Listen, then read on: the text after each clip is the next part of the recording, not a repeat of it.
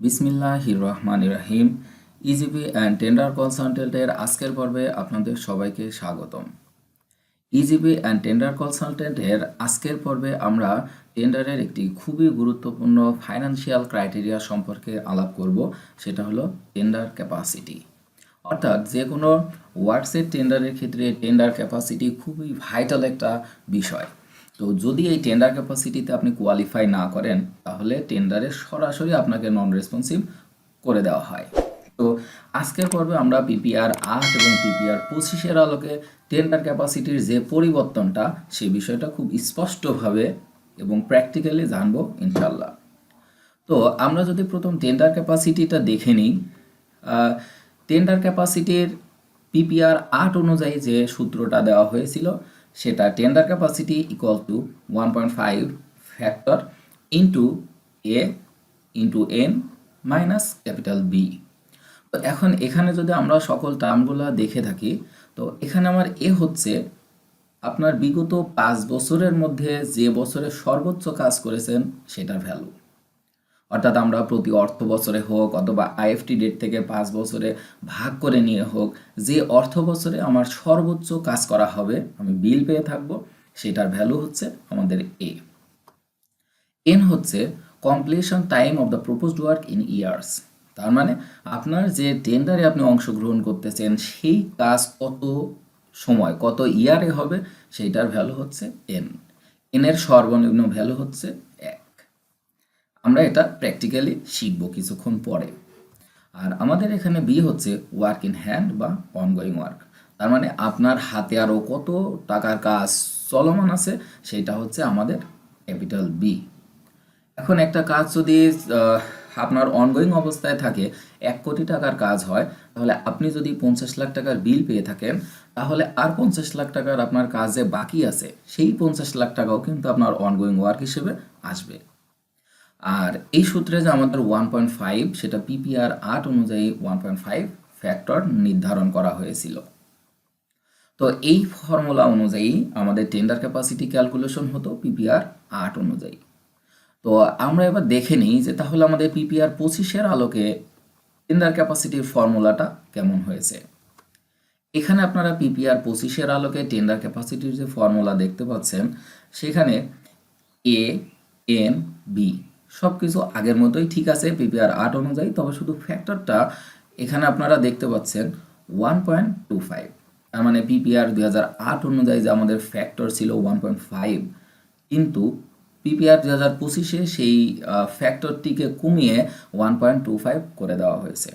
ফলে আমাদের টেন্ডার ক্যাপাসিটির উপরে কিন্তু একটা বিরূপ প্রভাব পরিলক্ষিত হচ্ছে। অর্থাৎ আমাদের টেন্ডার ক্যাপাসিটি কমে গেছে।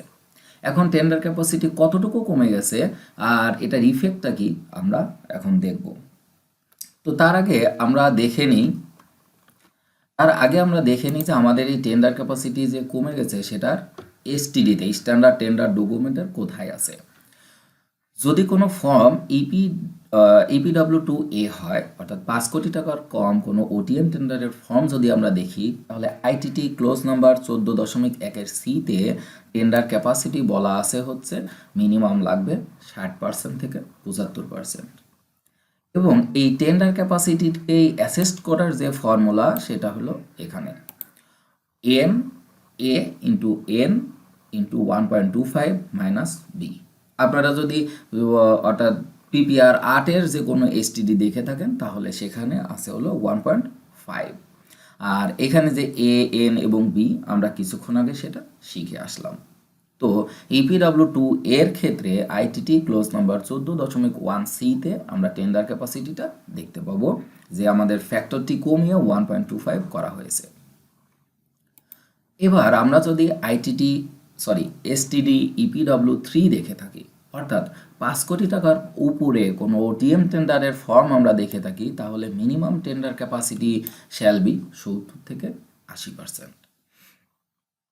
অর্থাৎ আমরা EPW3 ফর্মের আইটিটি ক্লোজ নাম্বার 14.1-এর ডি যদি আমরা দেখি, তাহলে আমাদের টেন্ডার ক্যাপাসিটি অ্যাসেসমেন্টের ফর্মুলা হচ্ছে A into N into 1.25 minus B. আর এখানে এ এন এবং বি হুবহু আগে যেমন ছিল সেটাই আছে। আমরা যেটা পিপিআর 8-এ শিখে আসলাম বা কিছুক্ষণ আগেই শিখেছি। তবে আমাদের শুধু ফ্যাক্টরটি 1.5-এর পরিবর্তে 1.25 করা হয়েছে। এখন আমরা প্র্যাকটিক্যালি দেখব যে আমাদের এখানে আসলে কতটুকু পরিবর্তনটা হচ্ছে, অর্থাৎ আমাদের ক্ষতি হচ্ছে নাকি আমাদের উপকার হলো। তো আমরা যদি দেখি তাহলে দেখেন এখানে আমাদের টেন্ডার ক্যাপাসিটি ক্যালকুলেশনের একটা সিম্পল এক্সেল শিট, আরেকটি শিটেও করা হয়ে থাকে, দুই প্রক্রিয়াতে করা হয়। তো আমরা প্রথমে কি করলাম, আমাদের অর্থ বছর অনুযায়ী সকল কাজগুলোকে এভাবে লিখে দিলাম, যেমন ফাইন্যান্সিয়াল ইয়ার 24-25 এভাবে আমরা লিখলাম। তো লিখার পরে দেখেন এখানে আমরা যদি business share, total contract value আর পেমেন্ট রিসিভ দিই, তাহলে এই শেয়ারের সাথে গুণন করে আমার টোটাল যে অ্যামাউন্ট আছে সেটা এখানে কিন্তু ক্যালকুলেশন হয়ে যাচ্ছে। তো ফলে এইভাবে এক বছরের যে যোগফল আছে এইটা হলো সেটা প্রথম বছরের যোগফল। 23-24 অর্থ বছরে এখানে কোনো কাজ দেখানো হয়নি, অর্থাৎ এই ভদ্রলোক কোনো কাজ পাননি, আমরা ধরলাম আর কি, যে কোনো বিষয়টাই হতে পারে। আচ্ছা, এরপরে 22-23 অর্থ বছরের ক্ষেত্রে অনেকগুলা কাজ আছে, আমরা সেগুলা পর্যায়ক্রমে ইনপুট করলাম। 21-22 অর্থ বছরে ইনপুট করে দিলাম, তারপরে হচ্ছে আমাদের 20-21 অর্থ বছরেও ইনপুট করলাম।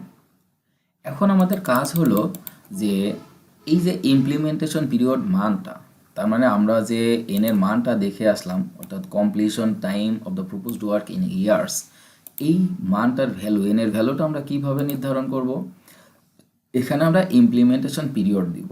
তাহলে ইমপ্লিমেন্টেশন পিরিয়ড আমরা যদি টেন্ডার নোটিশ অথবা পিসিসিতে আমরা তো ডেট পাবো, কাজ কমেন্সমেন্ট ডেট এবং কমপ্লিশন ডেট।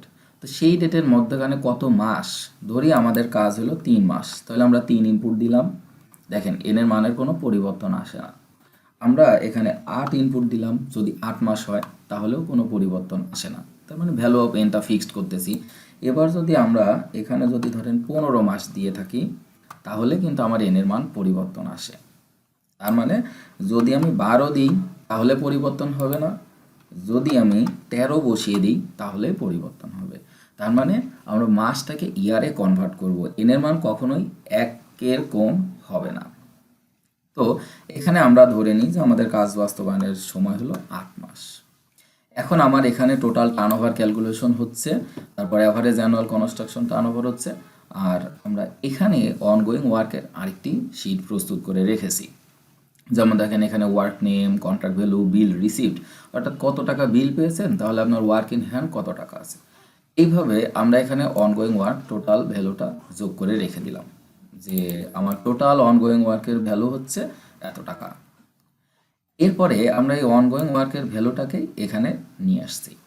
এখন আমরা পিপিআর 8 অনুযায়ী টেন্ডার ক্যাপাসিটি ক্যালকুলেশন যদি করি, দেখেন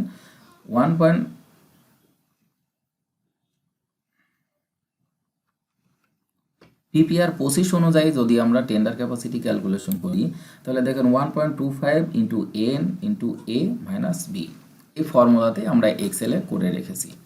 তো আমার টেন্ডার ক্যাপাসিটি আসলো কত,